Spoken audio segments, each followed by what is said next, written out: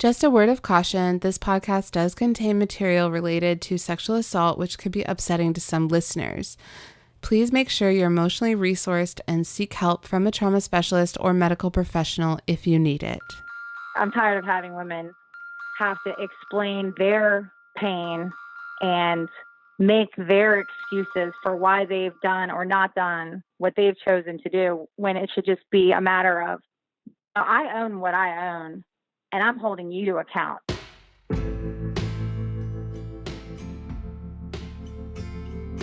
Tell it to me straight. Don't leave out a word. Don't leave out anything you think I should have heard. Hi, and welcome to Slut or Nut, the podcast. I'm Kelly Shoker, and I'm the director of Slut or Nut, The Diary of a Rape Trial, which is a feature-length documentary film exploring what it is like to report rape and following activist Mandi as she fights to change how victims of sexual assault are treated by the criminal justice system. You can also find the show notes related to this episode on our site and more episodes of Slut or Nut the podcast on Apple Podcasts, Spotify, Stitcher, and on our website at www.slutornut.ca. And if you'd like to share your own story of sexual assault, gender-based violence, or your expertise on the legal system or trauma related to sexual assault, and you'd like to be a guest on our podcast, please email us at slutornutthemovie@gmail.com. For this episode, I spoke to 4 women who grew up not far from where Judge Kavanaugh and Dr. Ford went to high school. While the women identified with different political parties, all of the women were most upset by the current partisan political climate and by the way women's trauma seemed to be co-opted as a political pawn. Several women wrote in or posted comments but preferred to remain anonymous. So before we hear from Jess, our main guest on this week's episode, I'm going to read the written comments now. The first woman writes, "The main thing that stood out to me in the hearing was the bipartisanship, Republicans versus Democrats. It seemed that all present had already made up their minds on how they would vote based on their party affiliation. In the meantime, both Ford and Kavanaugh's families have suffered unnecessarily. I was mad, sad, and disappointed that the hearing was necessary and in the manner in which it was conducted." The second woman writes, "I was struck by Ms. Mitchell's questioning of Dr. Ford as a prosecutor, and then by Senator Graham's tirade, effectively ending any equal questioning of Judge Kavanaugh. I think this comes from a deep unconscious disregard for a sexual assault victim. We know that Dr. Ford's testimony helped thousands of victims, and I fervently hope that it will also help thousands more all over the world to recognize the desperate need for change." Finally, the third woman wrote, "We have fanatics on both sides. It's those few who are making the most noise and being the biggest bullies that make all the rest of us look bad. It is time for we the people and we the silent majority to take this nation back." And on that note, let's hear from our main guest on this episode, Jess. She also attended an elite preparatory high school like Kavanaugh and was groomed for a political and legal career. She strongly identified with the high school elitist and party culture described by Kavanaugh in the hearing and in his yearbook. I'll let Jess speak for herself. All right, well, my name's Jess. I live in the Outer Banks of North Carolina. I'm 36 years old, and my husband and I own a small restaurant. And I've also got the little market beside it that's 8.5 market. So it's very like small town America. What interested you in talking about the Kavanaugh case? Yeah, I don't think you can be like an active citizen and be interested and be involved without seeing this and just realizing that, at least in the course of my life, like, this is not normal. Merrick Garland, pushing the judges through, the underlying issues are so not often talked about in the mainstream, and people are not normally having these conversations, like, especially throughout my life. People didn't talk about these things that happened years and years ago. It was just, that happened and we get over, but they aren't that long ago that they're not impacting what's happening now, because clearly they are. But also, do we not have another candidate that did not go to this private high school? I mean, it just seems to be very myopic in terms of like where these folks are from. Just the fact that this person comes from this privileged background, they are enraged that they are not getting their way. They don't like their character to be questioned, and their response to that is indignant and defiant, because he's from that group of people that does not take no for an answer. And it applies to all forms of their life. And somebody that comes from that culture and is so clearly of that culture, because now if he'd come out and been completely open and apologetic, and yes, I used to have an alcohol problem and we should do a full investigation, and if this did happen, I'm ever so sorry. There's so many women out there that are writing what this man could have or would have said for them to forgive him. And that is just so testament to where we are as a society, that we are willing to write his own apology of what he could have said that would have been acceptable. Because what it is so clearly unacceptable that he said, and yet people are still saying that it's acceptable. And that's, I feel like, truth or not truth, how things should have been or would have been released or should have happened or could have happened between July and August, and whoever leaked the letter, like all these tiny pieces of minutia that people are harping over back and forth is just clouding the bigger picture, which is just that there's absolutely contempt for anybody that would stand in the way of what these men of privilege want. Totally. It is a male privilege parade up in that hearing. And I think you're right. I think it's contempt. And I definitely wouldn't hire him. There's so many other candidates out there. We should just move on. And to have Lindsey Graham just so doggedly on the side of covering up what everybody can clearly see is his past. It's all over the place with points where he didn't live up to what you expect somebody in that position to be able to handle. He was very defensive, not judicial. Yeah, I'm like, I don't think this guy's fit to be a judge anywhere anymore. I wouldn't even hire him to mow my lawn at this point. Defenses of him become more problematic to deal with than almost himself. Because if he was to just lose his position and go away, which is what should happen, some would say, okay, well, there goes the problem. And it's like, no, that's not the problem. The problem isn't the guy holding her down with his hand over her mouth. I mean, yes, that's the problem, but there are not that many of those guys out there, fortunately. The problem is the guy in the room laughing. The problem is the people downstairs knowing what's happening, leaving and saying, well, glad it wasn't me, or guess I didn't have, that bad luck that night.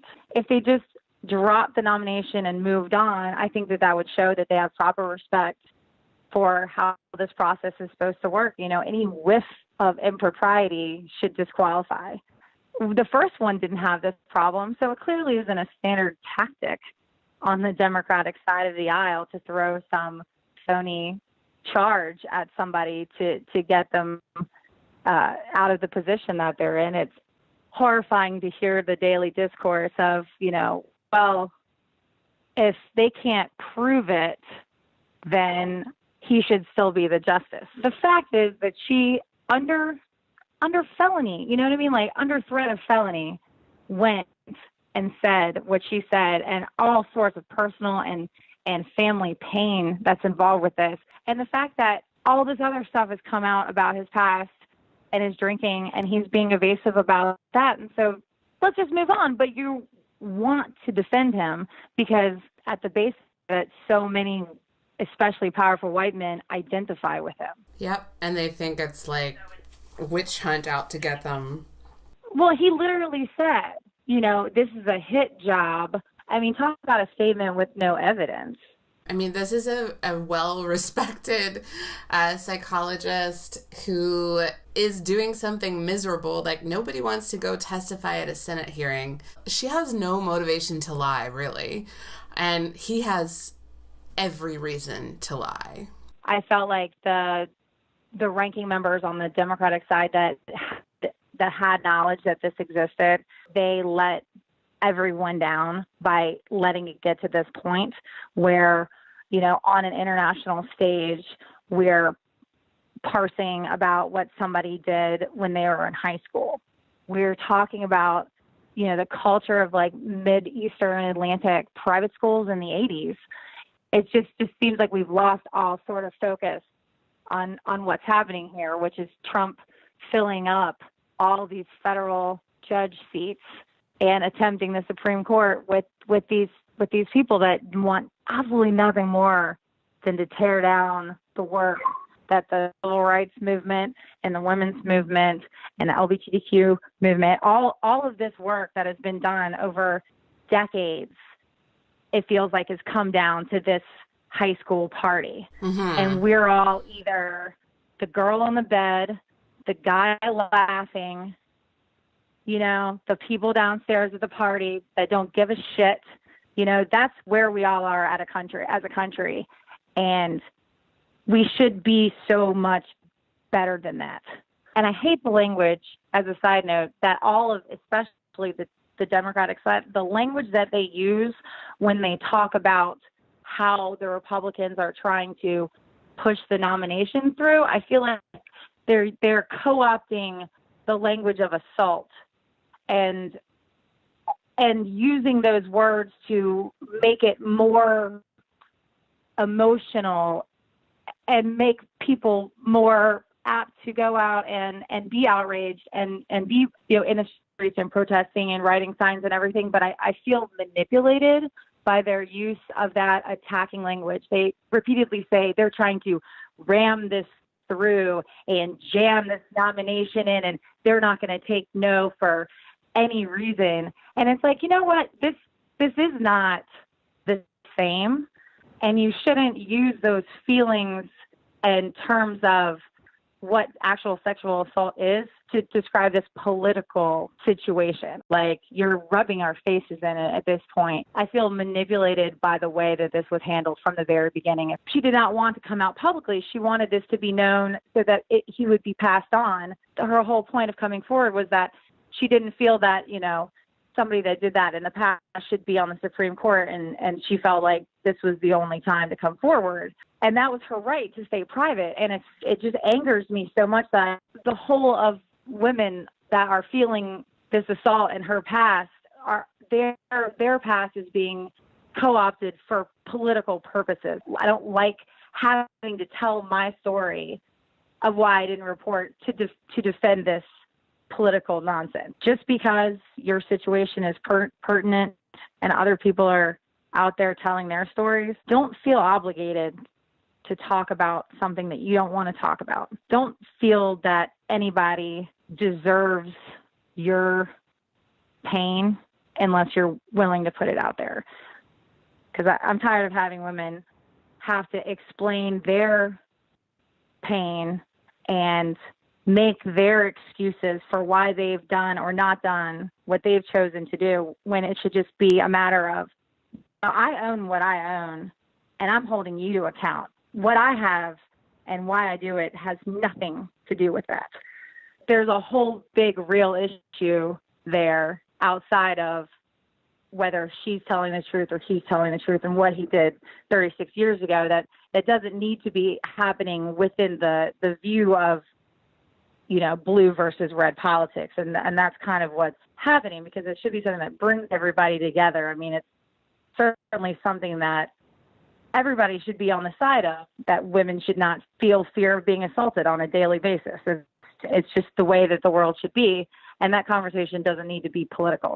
That's just something people should be able to agree on. It's being made political, all of the back and forth, why she shouldn't be believed, and the horrible, memes and all those pictures of, like, look at Christine Ford in high school, and all that grandstanding by the future candidates based on this committee, and how they're standing up for the women's movement, they're standing up for the Me Too cause, and it just feels fake.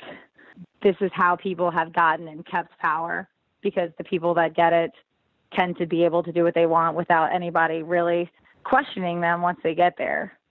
And I don't think that if anybody really had a care about how Blasey Ford feels and about how all the other women that identify with her feel, I don't feel that if they really had that empathy, that they would have created this whole show.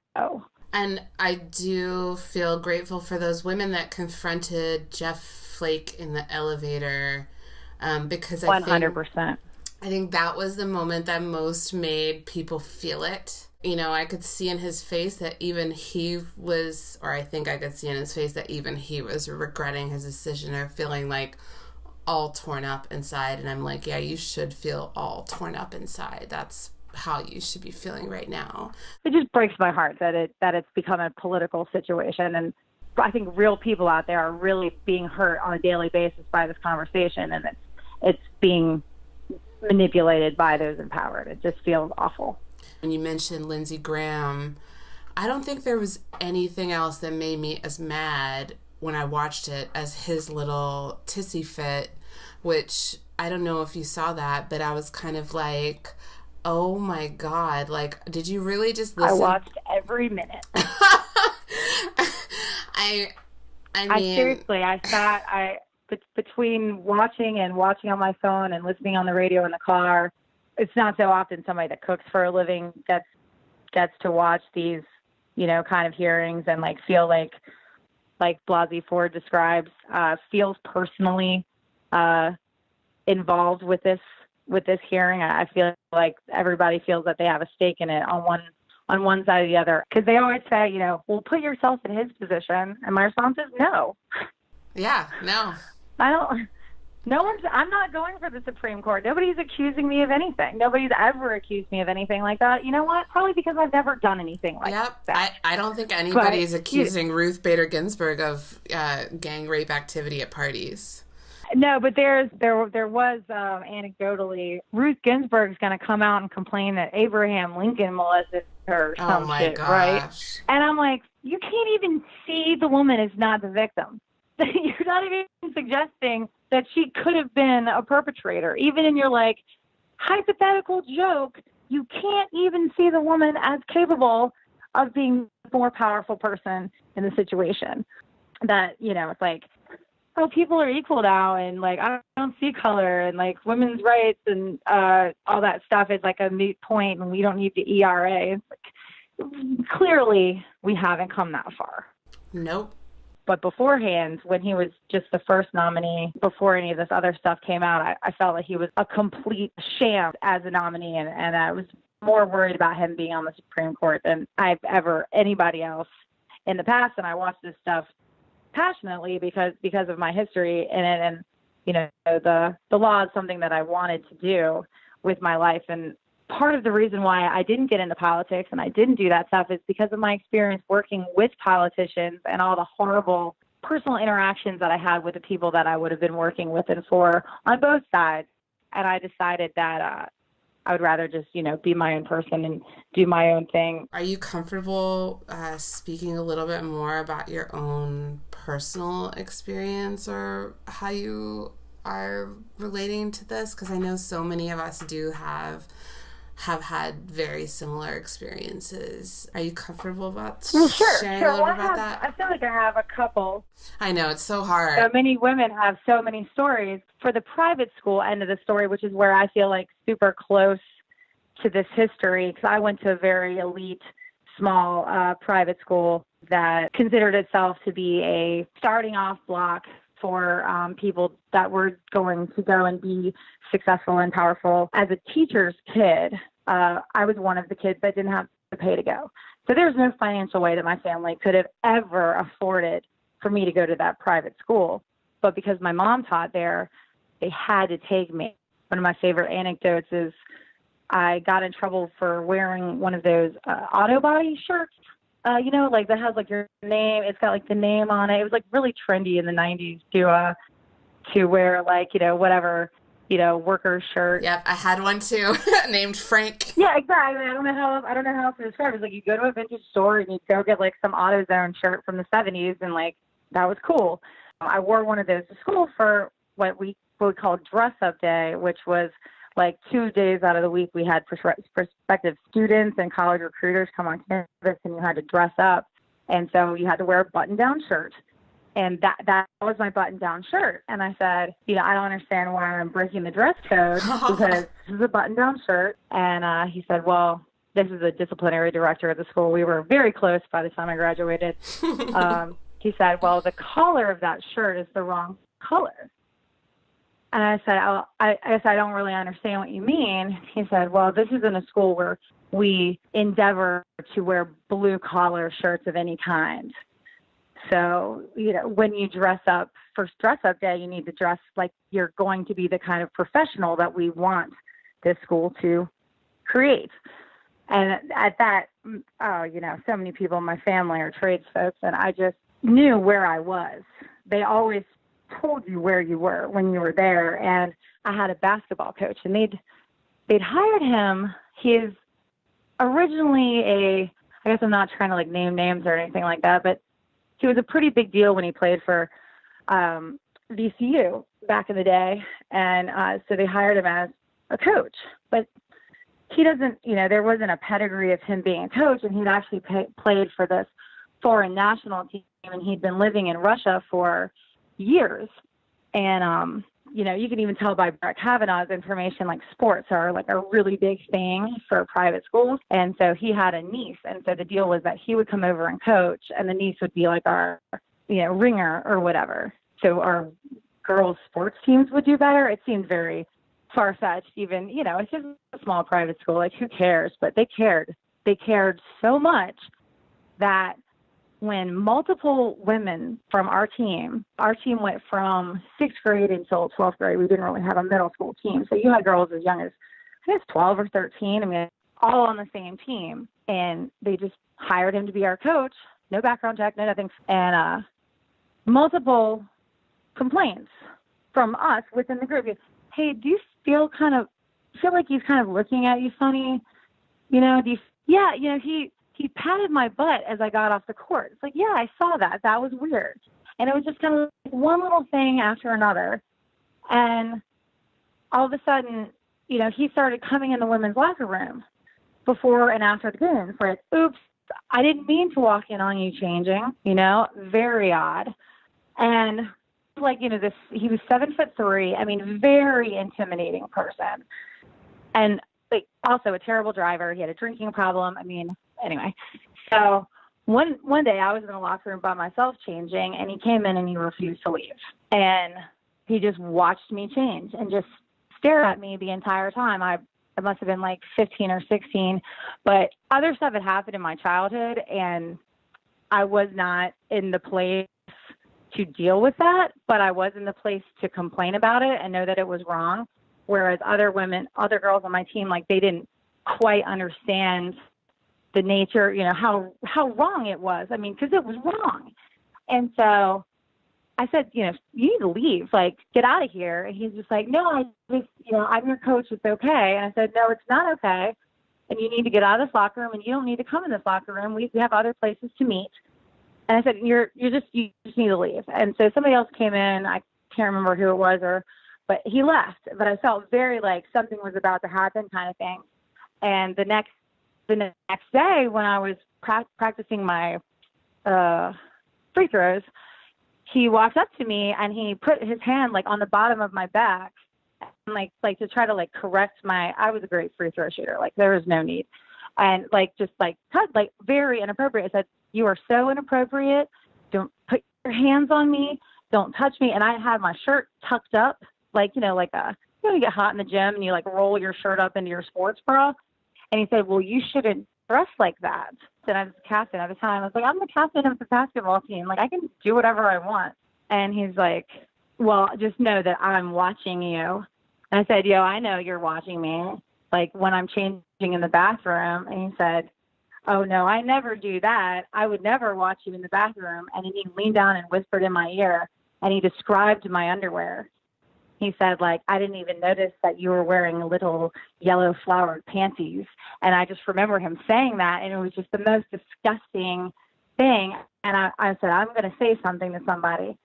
So I go to the disciplinary, not the disciplinary director, it's the dean of students. That's who she was. And I said, "Our coach is acting inappropriate with the girls' basketball team. He's touching them as they're getting in and out of the bus. He's, correcting their posture. He walks into the bathroom when we're changing." And she said, "Okay, well, I'm sure it's just an accident, and you know, his niece is probably in there, so it's probably something to do with that. And just immediately started making excuses for him. I said, no, it's absolutely inappropriate. I said, he leaned in my ear and described what I was wearing. I said it was intentional to make me feel uncomfortable and insinuate that he has these feelings about me or other people on the team. I said, don't you feel like that is completely inappropriate? And she said, well, you know, maybe we can have a conversation with him. I'm like, I'm not going to be a part of that conversation. I was like, I've already complained to him personally, and he doesn't care. So go up and tell your boss, and, you know, you need to figure out what to do with this because it's inappropriate, and, you know, he's not going to stop. And so she said, okay, well, you know, I'm going to talk with him first, and then we'll see where it goes. And so I saw him walking down the hallway in front of my history class. He knocks on the window so to make sure all the class can see him. And then he looks and he points at me, and he takes his fingers and he does the V thing and sticks his tongue between them. Oh my gosh. And my teacher said, what's that about? And I said, oh, our coach is a complete pervert.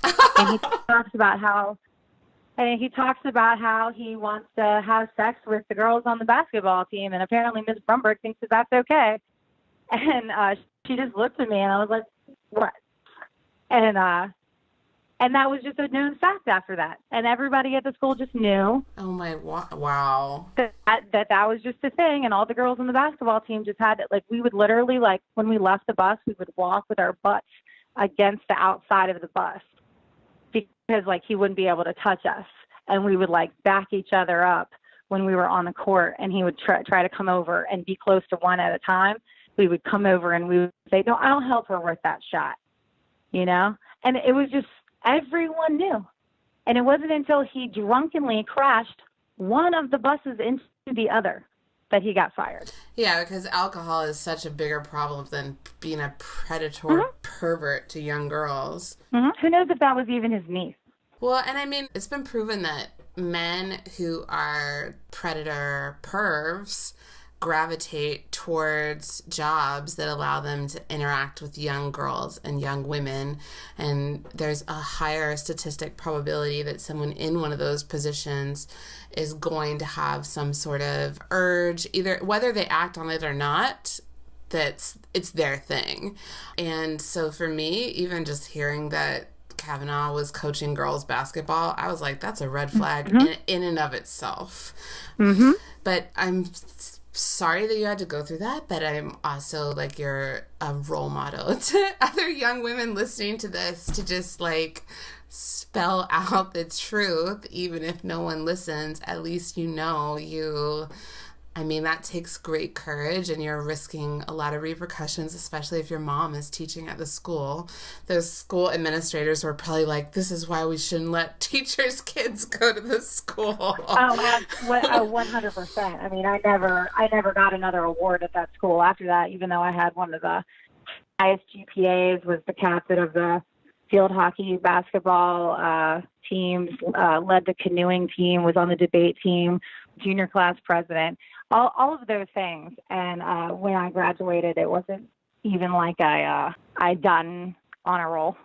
And every single senior page from that school looks just like his senior page. And they're all riddled with references, because everybody knew that the kids were privileged and they could get in trouble and they could get out of trouble. It's true. And I was thinking about that last night, actually, how I think one of the reasons that I find Kavanaugh so despicable is that he reminds me of like the grown-up version of that Stanford dumpster rapist. The Brock Turner. Brock Turner, thank you. He's like a grown-up version of Brock Turner. And unfortunately, it's not even that much better in public school. I know, like, my public high school, the basketball coach was actually arrested. Yeah, he had been having sex not with just one, with more than one. Girls on the, I don't even know if they were on the team, but they were girls in our high school. And that finally came out and was public. What do you think will happen if he is seated as a Supreme Court judge? Unfortunately, it will be furious but short-lived. It'll be on the incumbent, on the folks running in the upcoming elections to harness that that feeling, that emotion, to get people to go out and vote.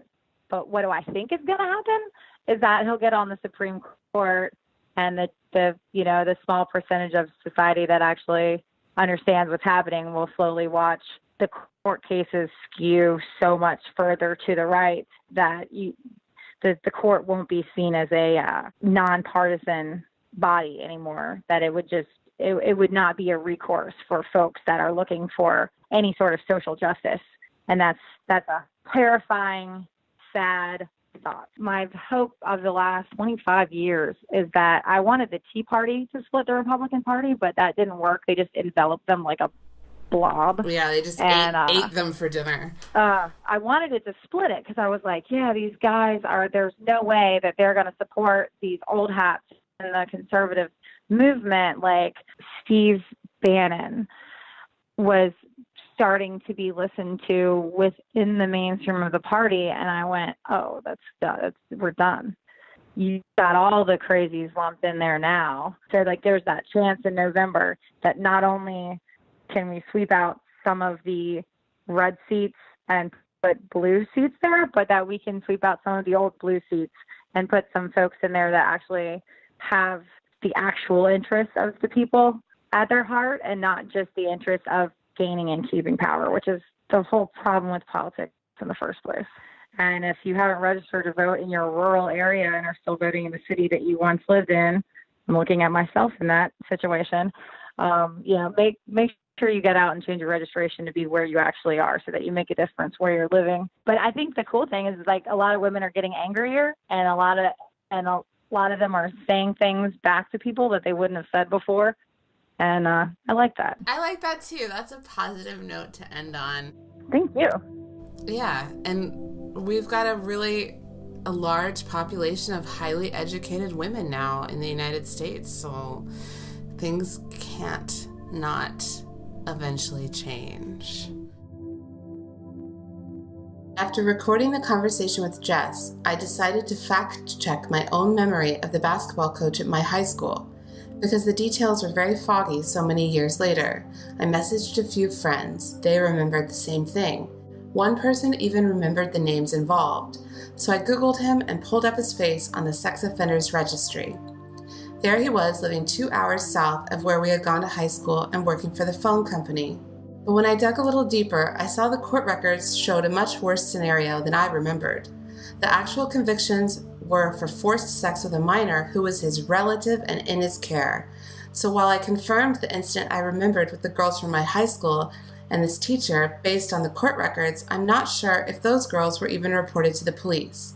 There must have been actually more cases of him sexually assaulting women under 15, either his daughter, stepdaughter, or niece, which was what ultimately put him in jail, albeit for what appeared to be only a year of a 5-year sentence. I share this anecdote not to say that all basketball coaches are sexual predators. Of course, that is not the case. But I do believe that most people's memory of sexual assault, even memories of rumors of sexual assault, tend to, at minimum, have a grain of truth to them, and can at times even be worse than the people remember. Statistically, the majority of people do not construct wholly false memories or set out to ruin lives or falsely accuse men. So I'll leave this episode by saying, next time you find yourself in an uncomfortable situation, don't be the guy laughing on the bed. Think of Jess in her blue-collar shirt and stand up for those who are not in the position to stand up for themselves.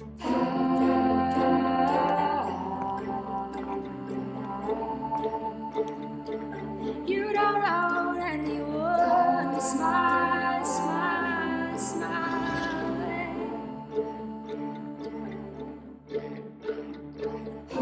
You can also follow us on Twitter, Facebook, and Instagram at SlutterNutTheMovie, and please subscribe to our YouTube channel where these podcasts will also be posted. Thank you for listening.